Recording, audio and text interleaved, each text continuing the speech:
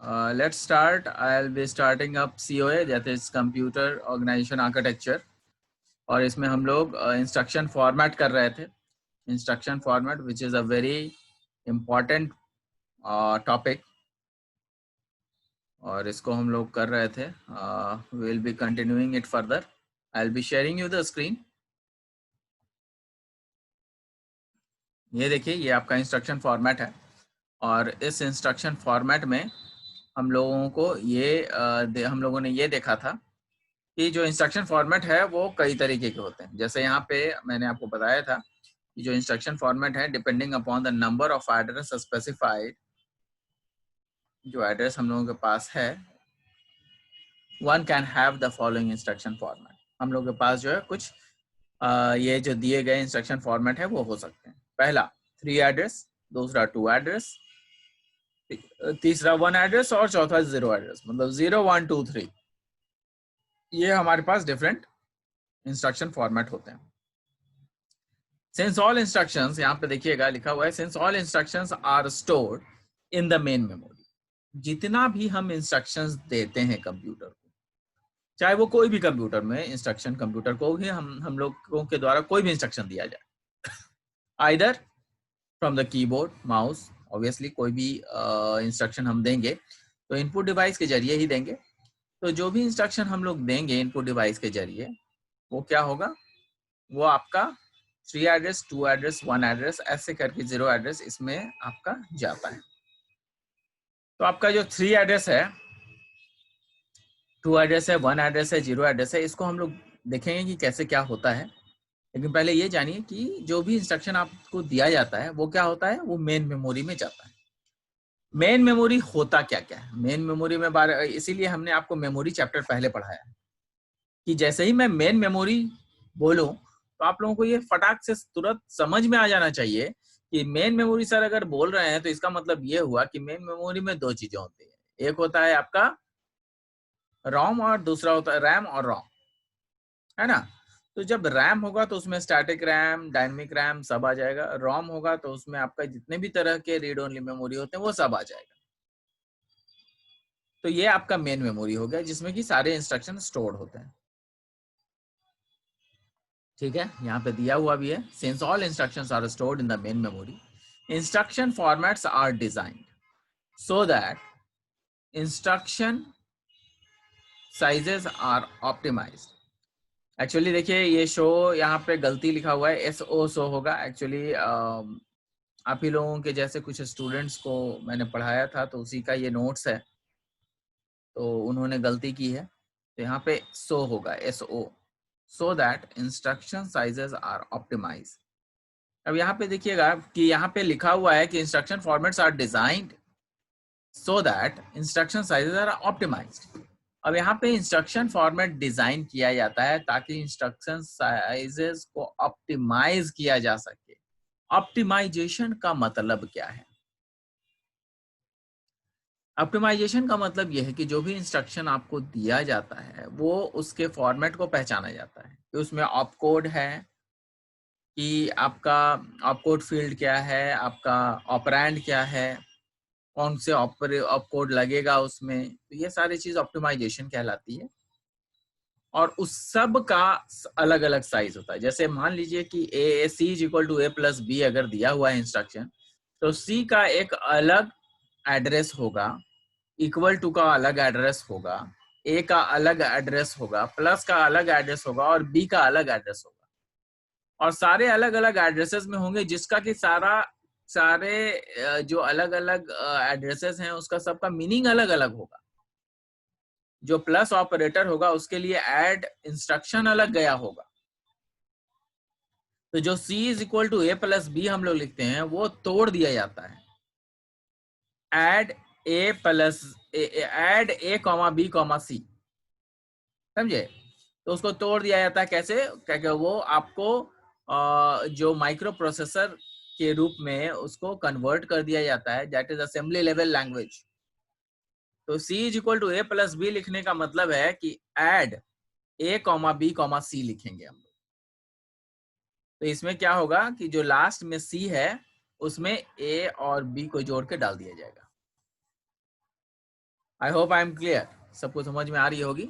तो इसमें जो इसी के हिसाब से हम लोग काम करते हैं, और इसमें जो भी आपके कैपेबिलिटीज हैं, मतलब कि इसको इसीलिए इसको ऑप्टिमाइजेशन बोलते हैं, कि अगर एक इंस्ट्रक्शन दिया गया तो दैट इज बीइंग जज्ड कि हाउ मच साइजेस या how what are the different sizes which has to be taken, और उसमें कितना पावरफुल प्रोसेस है, मतलब प्रोसेस कैपेबिलिटी, प्रोसेसिंग कैपेबिलिटी क्या है उस इंस्ट्रक्शन की।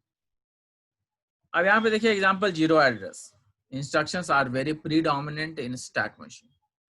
जीरो एड्रेस इंस्ट्रक्शंस जो होते हैं वो प्रीडोमिनेंट होते हैं स्टैक मशीन में। प्रीडोमिनेंट का कहने का मतलब हावी होते हैं, वो दूसरे सारे इंस्ट्रक्शन पे हावी हो जाते हैं। क्यों हो जाते हैं? क्योंकि इसका एड्रेस का नंबरिंग जीरो है, जीरो एड्रेस है, तो सबसे पहले यही एग्जीक्यूट होगा। और स्टैक मशीन में हम लोग जानते हैं कि first in sorry last in first out होता है, लिफो बोलते हैं।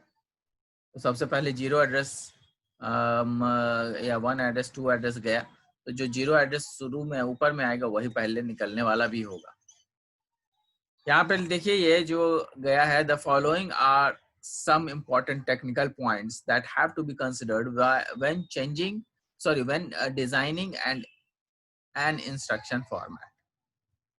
एक इंस्ट्रक्शन फॉर्मेट को डिजाइन करने के लिए जो आपका चीजें है available, the following are some important technical points, ये टेक्निकल पॉइंट्स हैं जिसको कि देखा जाता है। क्या है ये important point? The size of an instruction word is chosen by the designer. ये जो साइज है किसके द्वारा लिया जाता है? ये किसी न किसी डिजाइनर के द्वारा लिया जाता है। To a specified several operation, बहुत सारे ऑपरेशन करने के लिए जो साइज है, साइज इंस्ट्रक्शन वर्ड का जो साइज है लिया जाता है। And the designer is specified several operations. For example, with 4 and 8 bit opcode field, 16 and 256 designated operations respectively can be specified। अब ध्यान से इसको देखिएगा कि क्या ये कह रहा है। ये क्या कह रहा है कि आपका जो साइज है इंस्ट्रक्शन वर्ड का, that is chosen by the designer. ये आप चूज नहीं करते हो, ये कौन चूज करता है? जो इंस्ट्रक्शन आप देते हो उस इंस्ट्रक्शन को, मैंने आपको बताया कि असेंबली लेवल लैंग्वेज में लिखा जाता है, तो वो बीच में असेंबलर होता है, उसको क्या करता है कि उसको असेंबली लेवल लैंग्वेज में कन्वर्ट करता है, और उसके बाद वो ये देखता है कि इस पर्टिकुलर इंस्ट्रक्शन वर्ड का डिजाइन क्या है, कितना बड़ा है, इसका साइजेस कितने बड़े हैं, वो सब यहाँ पे देखता है, और उसमें कौन कौन से ऑपरेशंस होने वाले हैं। एग्जाम्पल में देखिए कि 4 and 8 बिट ऑपकोड फील्ड है। 4 and 8 बिट ऑपकोड फील्ड कहने का मतलब है कि आपका यहाँ पे देखिए 16 और 256 ये आपका फील्ड लिया गया है डेजिग्नेटेड ऑपरेशन के लिए, और उसमें जो है स्पेसिफाई किया गया है कि आपका डेजिग्नेटेड ऑपरेशन जो है 16 और 256 के बीच में क्या है। ठीक है, यहाँ पे देखिए instructions are used to manipulate various items. Instructions क्या होते हैं? इंस्ट्रक्शंस वो होते हैं जो वेरियस ऑपरेंड्स को जो हम डालते हैं उनके साथ कुछ मैनिपुलेशन कर सके। जैसे a प्लस बी अगर हम लोग लिख रहे हैं तो a और b अलग अलग आपके क्या हैं, a और b अलग अलग आपके डिफरेंट ऑपरेंड्स हैं, जिसके बीच में प्लस एक ऑपरेटर है। तो प्लस ऑपरेशन मतलब एडिशन ऑपरेशन उस पे होना है। तो instruction are used to manipulate. तो हम लोग ए और बी में क्या कर रहे हैं? ए और बी को मैनिपुलेट कर रहे हैं कि अच्छा ए और बी में को जोड़ देते हैं। तो अगर जोड़ना है, घटाना है, गुना करना है, जो भी करना है, उसके अनुसार जो भी हम लोग एड्रेसेस, जो भी उसमें ऑपरेशन इंक्लूड करेंगे, वो सारे ऑपरेशंस जो हैं वो मैनिपुलेट किए जाएंगे। Instructions are used to manipulate various data, मतलब कई सारे डेटा को मैनिपुलेट किया जा सकता है, उसमें हम लोग एडिशन कर सकते हैं, मल्टीप्लिकेशन कर सकते हैं, तो ये सब मैनिपुलेशंस कहलाते हैं। अब वो ये भी देखता है कि जो मैनिपुलेशन हो रहा है वेरियस डेटा आइटम्स का, वो किसके साथ हो रहा है, इंटीजर्स के साथ हो रहा है, फ्लोटिंग पॉइंट नंबर्स के साथ हो रहा है, एक कैरेक्टर स्ट्रिंग के साथ हो रहा है, किन के साथ हो रहा है। तो ये जो आपका वेरियस डेटा है आइटम्स एलिमेंट्स के, वो इंटीजर के साथ, फ्लोटिंग पॉइंट के साथ, नंबर्स के साथ एंड कैरेक्टर स्ट्रिंग के साथ, ये किन के साथ हो रहा है। The size of the address field is chosen to guarantee high resolution. Next point क्या है कि जो आपका एड्रेस फील्ड का जो साइज होता है वो इसलिए जितना ज्यादा बड़ा होगा वो उतना हाई रेजोल्यूशन देगा। ऑब्वियसली जो हाई रेजोल्यूशन देता है वो आपका मेमोरी का उसमें बहुत बड़ा हाथ होता है। हाई रेजोल्यूशन कहने का मतलब क्लियर पिक्चर क्वालिटी, या फिर आपका जो एड्रेस फील्ड जो है उसी के कारण जो है ये क्वालिटी जनरेट होता है। ये जो रेजोल्यूशन है ये उसी क्वालिटी के कारण होता है। In any computer the ultimate resolution is a bit. किसी भी कंप्यूटर में जो उसका रेजोल्यूशन होता है वो उसका बिट होता है। मतलब बिट 1 बिट का होगा कि 2 बिट का होगा, 5 बिट का होगा। अगर 1 बिट का होगा, 5 बिट का होगा, 8 बिट का होगा तो उसके रेजोल्यूशन कुछ कम होंगे, बशर्ते कि वो 16 बिट और 32 बिट में काम करे। तो आपका जो डिजिटल, अभी जो डिजिटल टेक्नोलॉजीज आ रहे हैं वो सारे डिजिटल टेक्नोलॉजीज इसी पे आधारित है। आप जितने भी मशीन्स देखते हैं या फिर आप जितने भी टीवी देखते हैं, एलईडी टीवी, एलसीडी टीवी, आपके ओएलईडी टीवी, ये जितने भी टीवी टेलीविजन आ रहे हैं या फिर नए नए जो डिवाइसेस आ रहे हैं वो सब के सब, इवन कंप्यूटर में जो आपका मॉनिटर होता है वो सब मॉनिटर और जितना भी कुछ है वो सब के सब क्या है, वो सब के सब जो है डिजिटली जो है काफी साउंड होते हैं। And it all depends upon the bits and bytes. जितने ज्यादा बिट्स होंगे, जितने ज्यादा आपके पास बिट्स का होगा, जो डेटा होंगे, जितने बड़े डेटा होंगे, मतलब जिसका साइज लेंथ में बड़ा होगा, वो हाई रेजोल्यूशन के साथ होगा। Memory resolution is a function of instructional length. अब देखिए यहाँ पे दूसरी चीज, एक और बात है कि जो मेमोरी हम लोगों ने पढ़ा है, मेमोरी रिजोल्यूशन की बात हो रही है। तो रिजोल्यूशन जो हम लोग पिक्चर क्वालिटी देखते हैं वो मेमोरी ही है। वो स्टोर करता है, आपका कलर कॉम्बिनेशंस को स्टोर करता है। जो आप इंस्ट्रक्शंस देते हो उसके अनुसार जो कलर कॉम्बिनेशन है उसको स्टोर करता है, जो हम लोग टेलीविजन वगैरह में देखते हैं।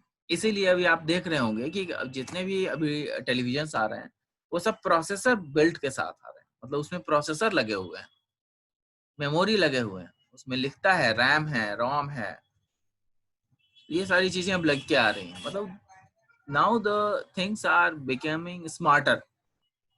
Each and everything has been implemented. The new technology has been implemented in various fields, and that is what we have to study. हम लोग को वो हर चीज पढ़ना है जो कि किसी एक पर्टिकुलर कंप्यूटर में जो मेमोरी वगैरह की फंक्शनैलिटी है वो हो सकती है। The size of an address field is chosen to guarantee high resolution in any computer. The ultimate resolution is a bit. Memory resolution is a function of the instructional length. Memory resolution जो है वो depend करता है आपके instruction कितने बड़े हैं उस पे। In particulars of short instructions that provide less resolution. जो छोटे इंस्ट्रक्शन होंगे उसके उनका जो रेजोल्यूशन है वो भी कम होगा। Example, in a computer with 32K bit memory, से 32K 16 बिट मेमोरी, जो कंप्यूटर हैं अगर वो 32K 16 bit 32 KB 16 bit memory अगर है तो वो क्या होंगे, at least 19 bits are required to access each bit of the word. कहने का मतलब यह है कि 16 bit memory word at least 19 bits are required to access each bit of the word.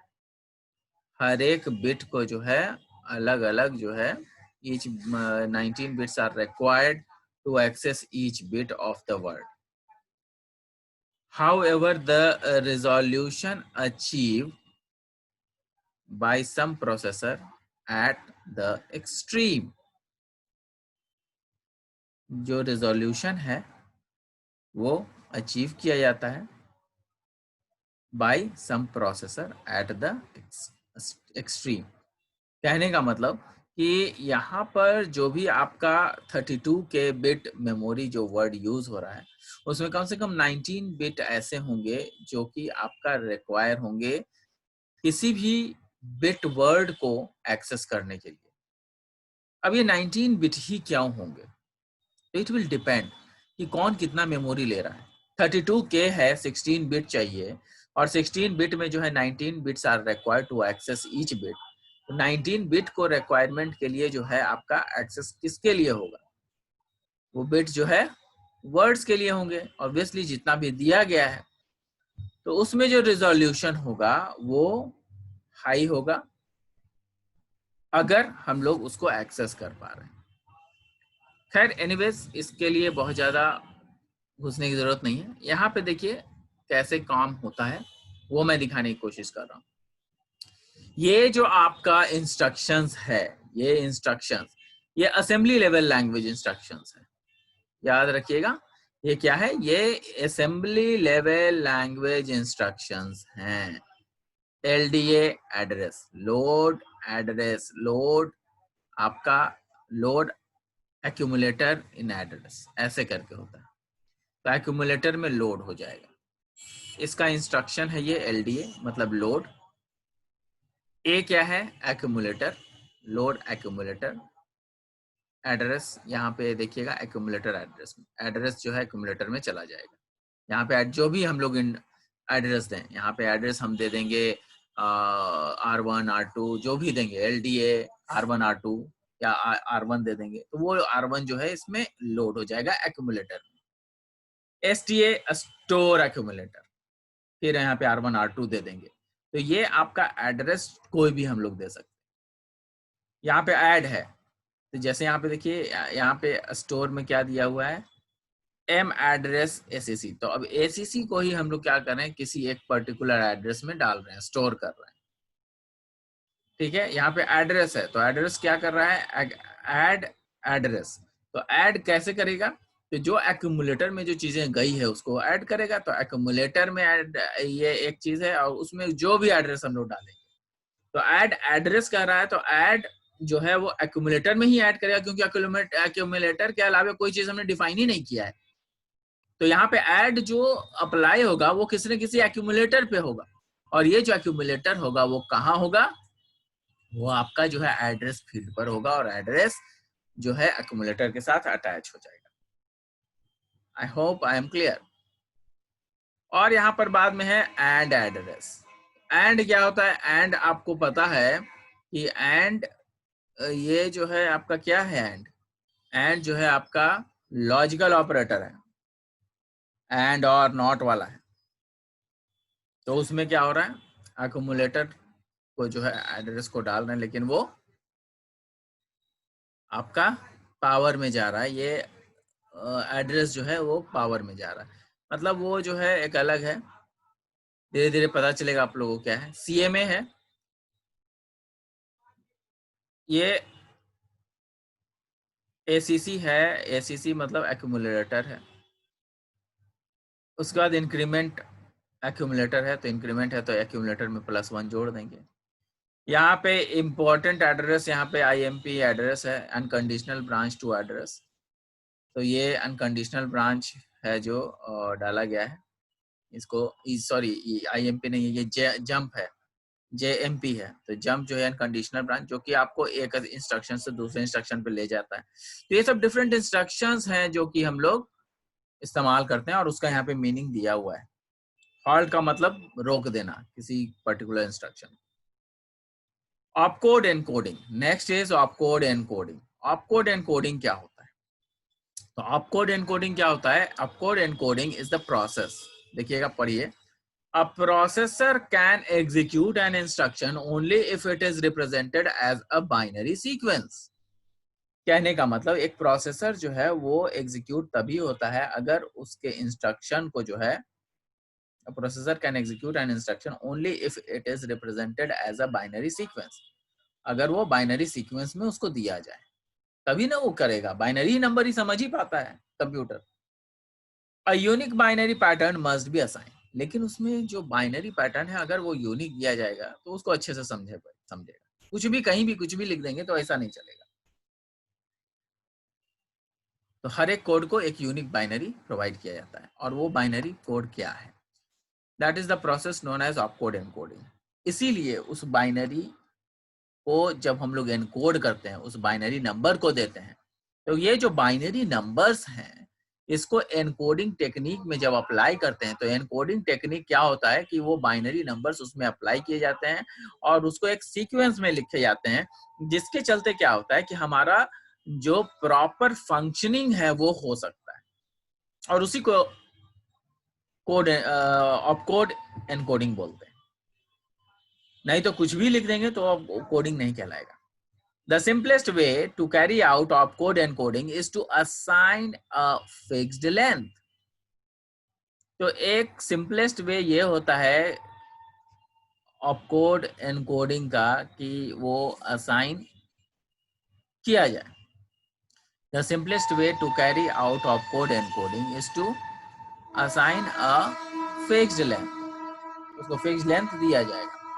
Fixed length of binary pattern. Binary pattern कहने का मतलब क्या है? बाइनरी पैटर्न कहने का मतलब यह है कि एक फिक्स्ड लेंथ में बाइनरी पैटर्न के रूप में दिया जाएगा, तभी वो इंस्ट्रक्शंस एनकोडिंग ऑपकोड एनकोडिंग के अंतर्गत आएगा। एग्जांपल यहाँ पे a k bit binary pattern can represent two destined opcode। k bit binary pattern है वो टू destined opcode कहा जाता है। This method is also known as block code technique. इसको क्या कहा जाता है? ब्लॉक कोड टेक्निक कहा जाता है। For example, k bit binary pattern can represent two distinct opcode। Distinct कहने का मतलब यह है कि जो डिस्टिंक्ट है, अलग अलग दो अलग अलग पैटर्न को लिया जा रहा है और दोनों को ब्लॉक कोड टेक्निक के अंतर्गत रखा जाएगा। अब ये कैसे होता है? Now consider an instruction format with an instruction length and address field size of 8 and 3 bit। अब देखिएगा यहाँ पे क्या कहा जा रहा है कि एक कंसिडर कीजिए कि इंस्ट्रक्शन फॉर्मेट ऐसा है जिसमें कि इंस्ट्रक्शन लेंथ जो है एड्रेस फील्ड का दिया गया है 8 बिट, और ऐसा ऐसा 3 बिट अलग से 3 बिट जो है 3 बिट रेस्पेक्टिवली जो है दिया गया है। तो होता क्या है कि लास्ट में जो है आपका 3 बिट अलॉट हो गया, तो 8 ही बिट है ना, तो बाद में बच जाएगा 2 bit. So for designated two address instruction can be formed because the opcode field has only 2 bit। opcode तो 2 bit बचेगा ऑपरेशनल कोड के लिए। If there are 3 two address instruction, तो 3 two address instruction होगा तब कितना हो जाएगा? तो 3 two address हो जाएगा तो 4,8 one address instruction which can also be specified। तो वो भी डाला जा सकता है। और ये कैसे होगा? This happens because one address instruction requires only one address field. ये वह एक एड्रेस जो है एक फील्ड ही रिक्वायर करता है, और जो कि वो 3 बिट का होगा। उसको जो है हम लोग इस तरीके से शो करते हैं। 3 बिट ऑपकोड है, P0, P1 और P2 3 ऑपकोड फील्ड जा रहा है, मतलब P0, P1 और P2। और यहाँ 3 से लेके 8 डिकोडर है, 0 से लेके 7 जो कि आपका 8 है। और ये क्या होता है? ये आपका वही है जो मैंने आपको इस तरफ स्पेसिफाई किया था, LDA, STA, ऐड एंड वो सारी चीजें यहाँ पे है, देखिए। और वही चीजें यहाँ पे दी गई, 3 इनपुट दिया गया है, 8 आउटपुट निकल रहा है। ये सारी चीजें हैं इसमें। तो इसको ध्यान रखिएगा, ये डिकोडर है, 3 से 8 हो रहा है, मतलब कम आपका इनपुट कम है, आउटपुट ज्यादा है, तो ये डिकोडर है ना। तो this has been shown over here. ठीक है। The length of op code for each one address instruction is 5 bit. 5 bit का होता है। क्यों होता है 5 बिट? क्योंकि 3 बिट तो उधर चला गया, 5 बिट बच गया। 8 बिट में से 3 बिट तो यूज हो गया, 5 बिट बच गया। This means the length of opcode field increases. तो यहाँ पे 3 बिट का आपका कोड हो गया, 3 से 8 बिट का होता है, 3 बिट का आपका कोड हो गया और बाकी 5 बिट में ऑपरेशनल कोड हो गया। तो इसका मतलब ऑपरेशनल कोड के लिए हमें ज्यादा मिलेगा जगह, तो 5 बिट मिल गया। This means that the length of opcode field increases. इसका मतलब है कि ऑपकोड फील्ड का लेंथ इंक्रीज कर गया as the number of address field, जो कि एड्रेस फील्ड जो हमें चाहिए था वो इंक्रीज हो गया। This is the reason the technique is refer to as the expanding of code technique. इसीलिए इसको एक्सपैंडिंग ऑफ कोड टेक्निक भी कहते हैं। इसको आप लोग ध्यान से पढ़िएगा। नेक्स्ट क्लास में हम लोग इंस्ट्रक्शन टाइप करेंगे। थोड़ा आपको लगेगा कि क्या सर बता रहे हैं, लेकिन इसको बार बार पढ़ने से आपको आसान चीजें हो जाएंगी। स्क्रीनशॉट ले लीजिए ताकि आप लोगों को कहीं कोई दिक्कत ना हो। Try to take the screenshot, try to read it. नहीं पढ़िएगा आपको प्रॉब्लम करने लगेगा ये कंप्यूटर आर्किटेक्चर। पढ़ने के बाद आसान हो जाता है, नहीं पढ़िएगा तो कोई भी सब्जेक्ट आपको टफ लगेगा। थोड़ा सा इसमें ध्यान देना पड़ेगा। Please take the screenshots. और अगली क्लास में हम लोग क्या करेंगे कि इंस्ट्रक्शन फॉर्मेट करेंगे, सॉरी इंस्ट्रक्शन टाइप्स करेंगे। ठीक है। I hope I am able to explain you. और कुछ भी आप लोग को पूछना है तो आप लोग पूछ सकते हैं।